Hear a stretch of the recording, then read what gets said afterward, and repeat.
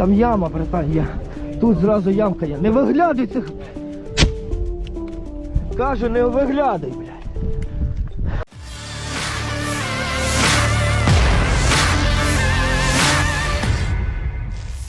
Inilah rekaman mencekam memperlihatkan serangan tentara Ukraina di parit pasukan Rusia.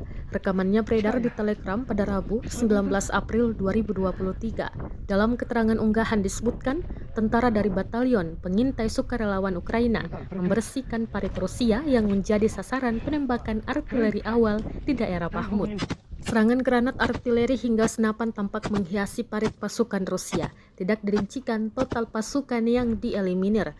Diketahui pertempuran Bakhmut yang ditandai dengan berbulan-bulan duel artileri dan pertempuran parit antara militer Rusia versus Ukraina.